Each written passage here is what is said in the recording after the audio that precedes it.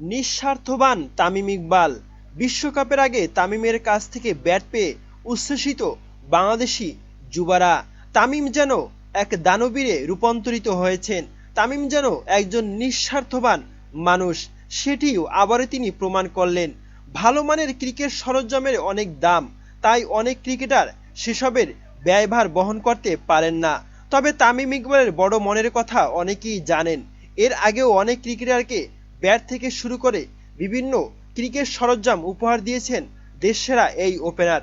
বাংলাদেশের ক্রিকেটারদের মধ্যে সবচেয়ে দামি ব্যাট ব্যবহার করেন তামিমই। তার বিশেষ চাহিদা অনুযায়ী ব্যাটগুলো তৈরি করে সিএ কোম্পানি। এবার একই মানের ব্যাট দিয়ে আসন্ন বিশ্বকাপে খেলবে অনূর্ধ্ব-19 দলের ক্রিকেটাররা। তামিম স্কোয়াডের 15 জনের জন্যই দামি ব্যাটের ব্যবস্থা করে দিয়েছেন। গত মাসে সংযুক্ত আরব আমিরাতে এশিয়া কাপ চলাকালে তামিমের কাছ থেকে ব্যাট কেনার ইচ্ছা প্রকাশ করে যুবদলের 2-3 জন ক্রিকেটার। তাদের দলের হয়ে নির্বাচক হান্নান সরকার একথা জানান তামিম ইকবালকে। হান্নান তখন বলেন 4-5টি ব্যাটের কথা। তবে তামিম শুধু কয়েকজনের কাছে ব্যাট বিক্রি না করে স্কোয়াডের 15 জনের প্রত্যেকের জন্যই ব্যাটের ব্যবস্থা করার চিন্তা করেন। সেই মতোই দুবাই থেকে প্রত্যেকের জন্য ব্যাট এনে দিয়েছেন তামিম। অনূর্ধ্ব-19 দলের নির্বাচক হান্নান সরকার এ বিষয়ে বলেন, এশিয়া কাপের সময় যুব ক্রিকেটাররা ভালো মানের ব্যাট চাচ্ছিল। তখন আমি সিনিয়র কয়েকজন ক্রিকেটারের সঙ্গে যোগাযোগ করি। এক পর্যায়ে তামিম ইকবাল আমাদের 3-4টা ব্যাট দেওয়ার কথা জানায়।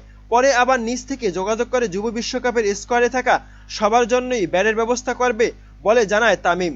এখন সে ব্যাটগুলো পেয়ে স্বাভাবিকভাবেই ক্রিকেটাররা উচ্ছ্বসিত। আগামী 19 জানুয়ারি থেকে দক্ষিণ আফ্রিকায় শুরু হবে যুব বিশ্বকাপের আসর। বিশ্বকাপের দ্বিতীয় দিন বাংলাদেশ ম্যাচ ভারতের বিপক্ষে, এবং এখানেই তামিম ইকবালের দেওয়া ব্যাট থেকে খেলবে বাংলাদেশি যুবরারা।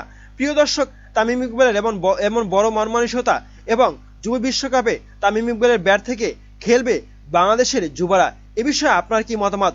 এবং তামিম ইকবালের এই উদারতা এবং উদার মনমানসিকতা আপনার কাছে কেমন লাগলো জানাতে পারেন কমেন্ট করে কমেন্ট বক্সে। ধন্যবাদ।